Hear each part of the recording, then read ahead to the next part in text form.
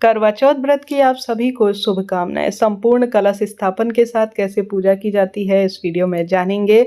सबसे पहले आप सभी को बताते हुए चलूं कि सुबह साधारण सरल सी पूजा की जाती है, जिसमें आप सुबह संकल्प ले सकते हैं व्रत का, नहीं तो शाम को भी आप जब पूजा करेंगे तब भी आप संकल्प का विधान ले सकते हैं। आप सभी सुबह घर के मंदिर में पूजा करें, सूर्य भगवान को जल चढ़ाएं। कार्तिक का महीना है तो आप सभी विधि विधान से जो नियम लेते हैं वह लीजिएगा, और पूरे दिन भर में निर्जल व्रत रहते हैं तो उस तरह से करें, नहीं तो आप चाय पानी जैसी आपकी श्रद्धा है उस अनुसार कर सकते हैं। हर साल पोस्टर लेने की आवश्यकता नहीं। करवा माता का कोई जो प्रतिमा फोटो है वह पिछले साल का है तो वह भी चलेगा। इस स्थान पर जहाँ भी आप बैठे मंदिर के पास ही हो, उस स्थान पर एक करवा चौथ व्रत की चौकी लगा लीजिए। लाल पीले रंग के वस्त्रों का चुनाव और सुसज्जित हो जाकर आप सभी एक कलश ले लीजिए। तांबे का, मिट्टी का, कैसा भी कलश हो, उसके अंदर आप सभी 1 रुपये का सिक्का, कमल गट्टा या थोड़ा सा गेहूँ और दूर्वा और हल्दी की गांठ, 5 चीज़ें आप सभी डाल लीजिएगा।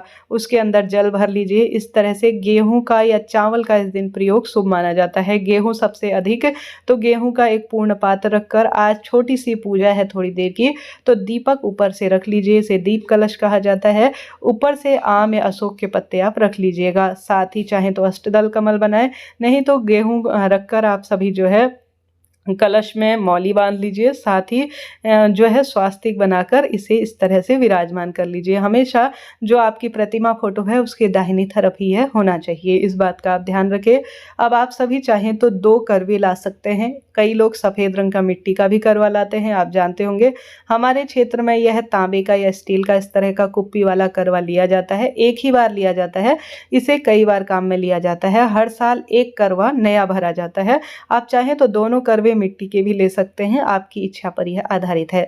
यह जो करवा है जो गौरा माता का है, इसमें आप ड्राई फ्रूट, मिठाई, गुलगुले या खील वगैरह भर लीजिए, और उसके ऊपर आप चाहें तो एक दीपक रखा सकते हैं, नहीं तो इस तरह से एक फल रख सकते हैं या कोई मिठाई भी आप रख सकते हैं। साथ ही दूसरा जो दीपक है इसमें भी जल भर लीजिए, मुख पर मौली बांध लीजिए। अलग अलग क्षेत्रों के हिसाब से थोड़ा पूजा में परिवर्तन होता है। थोड़ा गेहूं का आसन देकर चौथ माता को बीच में विराजमान करें उनकी प्रतिमा, और साथ ही दोनों किनारे किनारे आप सभी जो है चौथ जो व्रत के दिन जो आप घड़े लाए हैं अर्थात करवा लाए हैं उनको स्थापित कर लीजिए। करवा का ही इस दिन विधान है, तो आपके यहाँ अगर सीख लाते हैं तो वह भी आप सरई लाकर इस पर लगा लीजिए। साथ ही जो छन्नी वगैरह है वह भी रख लीजिए। आप सभी जो है सबसे पहले जो दीपक कलश है अर्थात दीप कलश है उसे विराजमान कर लीजिए, उसमें इस तरह से दीपक लगा लीजिए। इसमें हमारे सभी देवी देवता आते हैं, ऐसा मान्यता है, तो आपको इस तरह से पूजा कर लेनी है। सबसे पहले बाजार से जो भी हम सामग्री लाए हैं, गणेश जी महाराज की पूजा आप यहाँ पर गौरी गणेश महादेव को भी स्थापित कर सकते हैं।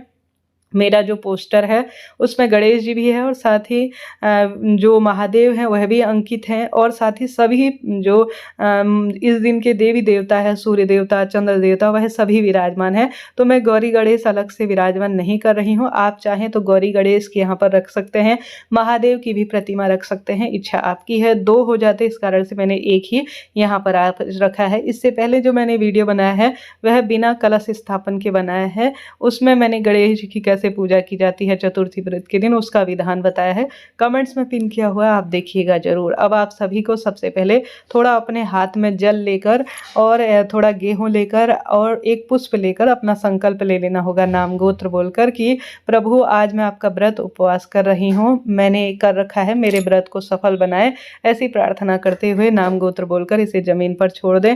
सबसे पहले गणेश जी महाराज को चंदन लगाएं, रोली अक्षत समर्पित करें। साथ ही उसके बाद महादेव को रोली चंदन मोली अक्षत समर्पित करें। गणेश जी की पूजा सबसे पहले की जाती है, और कलश देवता वरुण कलश में भी और दीपक में भी रोली चंदन मोली समर्पित करें। चंद्र देवता को आप इससे अर्घ्य देंगे तो इसमें 13 टिक्कियाँ आपको लगानी होती हैं, इसके अंदर भी रोली चंदन मोली समर्पित करें। छन्नी और जो माता गौरी का करवा है उसमें भी रोली चंदन मोली समर्पित करें। महादेव और इस दिन गणेश जी महाराज का विशेष चतुर्थी का दिन है, तो उनके लिए यज्ञोपवीत, दुर्वा इत्यादि उन्हें समर्पित करें। अक्षत अक्षत समर्पित करें, पुष्प समर्पित करें, विधि विधान से गणेश जी महाराज और महादेव का पूजन करें। साथ ही कैलेंडर में सभी जो देवी देवता विराजमान है, सूर्य देवता, चंद्र देवता और कथा से जुड़े हुए जो संपूर्ण व्यक्ति, उन पर भी रोली चंदन मोली समर्पित करें और पुष्प इत्यादि समर्पित करें। साथ ही अगर आप चौथ माता के लिए दुपट्टा चुन्नी लाए हैं तो उन्हें वह भी समर्पित करें, वस्त्र रूपी कलावा भी समर्पित करें। साथ के साथ मुख शुद्धि के लिए लौंग, इलायची, बताशा और सुपारी भी गणेश जी के चरणों में समर्पित करें। निरंतर प्रभु के नाम मंत्र का स्मरण करते हुए इस तरह से शाम के समय में पूजा करें। और साथ के साथ मौसमी फल और जो मेवा इत्यादि है या गुलगुले या मिठाई बनाए हैं तो उन्हें भी आप समर्पित करें। साथ ही आपकी सिंदूरदानी, जिससे माता गौरा को आप सिंदूर समर्पित करेंगे, उसे भी पूजा स्थल पर रख लीजिए। इस दिन सुहाग की सामग्री जरूर दान करनी चाहिए। कम ज़्यादा जितनी भी आपके पास हो उतनी सुहाग की सामग्री भी इस स्थान पर रखें और गौरी मैया को अर्थात चौथ माता को इसे समर्पित करें और इसमें कुछ वस्त्र भी आप दक्षिणा भी रख दीजिएगा। अब आप सभी जलपान की व्यवस्था करते हुए अपने भोग लगाया है तो सभी देवी देवताओं को जलपान भी कराएंगे। इस तरह से हमारी करीब करीब यह पूजा होती है। और साथ ही हमारी सास के लिए जो निकालने के लिए सामग्री होती है उसे कैसे कल्पा जाता है, उसमें जो सामग्री है आप देख पा रहे होंगे। आपके क्षेत्र अनुसार साड़ी, सूट जो पहना जाता है, जैसी चॉइस है उन अनुसार आप कीजिएगा। अब इसमें आप सभी को रोली चंदन मोली समर्पित करनी है, छिड़कना है। और जो यह गौरी मैया का जो आप करवा लाए हैं, इसे आप सभी को सास को दे देना होता है। कई लोग इसे दान दे देते हैं। इसमें गेहूं भरकर, वह इच्छा आपकी है। अलग से आप सास के लिए किसी कटोरी में ड्राई फ्रूट या अन्य चीज़ें जो उनको प्रिय है, मिठाई वगैरह, उन्हें दे सकती हैं। तो इस तरह से यह करवे का प्रयोग किया जाता है। इस करवे को कई दान दे देते हैं, कई भक्तजन अपनी सास को दे देते हैं। सास सुहागिन नहीं है तो नंद इत्यादि को, जेठानी इत्यादि को भी दिया जा सकता है। 3 बार हाथ में जल लेकर जो आप दान करने के लिए साड़ी लाए हैं उसको कल्पिएगा, अर्थात 3 बार जल घुमाइएगा, उसमें भी रोली चंदन मोली छिड़किएगा। साथ ही 13 दाने गेहूं के लेकर करवा चौथ व्रत और गणेश जी की कथा सुने और इसे अपनी साड़ी के पल्लू में या दुपट्टे के पल्लू में अच्छी तरह से बांध ले या किसी कागज इत्यादि में भी रख सकते हैं। शाम को इस अर्घ्य से चंद्र देवता को आप जो है जो जल है वह चढ़ाइएगा जरूर। इस तरह से आपको यह पूजा करनी है।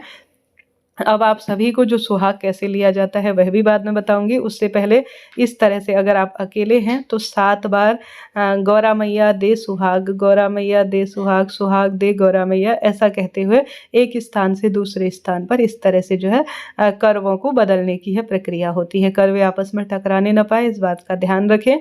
और साथ ही ग्रुप में कर रहे हैं तो वह सब साथ में करवे जो है बदल ही लेंगे। तो अकेले में पूजा इस तरह से 7 बार इसे बदला जाता है। तो इस तरह से यह करवा चौथ व्रत के करवे बदलने का नियम है। फिर भी कोई प्रश्न रह जाए तो आप पूछ लीजिएगा। आपका अपना चैनल है, सभी सवालों के संबंधित जवाब आप प्राप्त करेंगे। अब हम अपना दुपट्टा चुन्नी जो भी है, हम उससे 7 बार करवा मैया को जो है सुहाग समर्पित करेंगे सिंदूर, और उसे अपने माथे पर लगा लेंगे कि हे करवा मैया मेरे सौभाग्य को बनाए रखना, मेरे पति की लंबी आयु देना, ऐसी प्रार्थना करेंगे। अब हमारी पूजा हो गई है। अब हम सभी जो है एक दूसरा दीपक और कपूर प्रज्वलित कर लेंगे और उस दूसरे दीपक और कपूर से श्री गणेश जी महाराज, महादेव और चौथ माता की आरती कर लेंगे। और इसी दीपक को पूरे घर में घुमाना है। दूसरा कलश जो स्थापित किया है जिसके ऊपर जो दीपक है उसे हिलाना डुलाना नहीं है और उसमें इतना घी भरे कि आप पूरी पूजा कर ले तब तक यह कार्य होता रहे। देखिए, नई छन्नी लाने की आवश्यकता नहीं है। हर साल करवा ले आए वही बहुत है।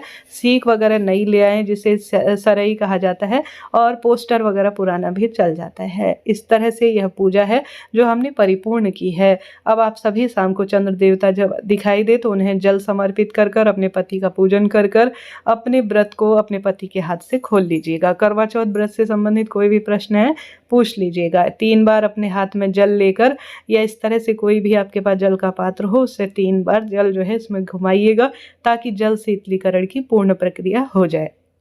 इससे पहले वीडियो प्रसारित किया है जिसमें भद्रा का समय, राहु काल समय, संपूर्ण पूजा का नियम बताया गया है। उस वीडियो को भी आप देखिएगा, कुछ नया जानने समझने को मिलेगा। भूल चूक के लिए क्षमा प्रार्थी हो, बड़े बूढ़ों को प्रणाम करें और इस तरह से हमारी संपूर्ण पूजा विधि है संपन्न हुई, ऐसी प्रार्थना करें।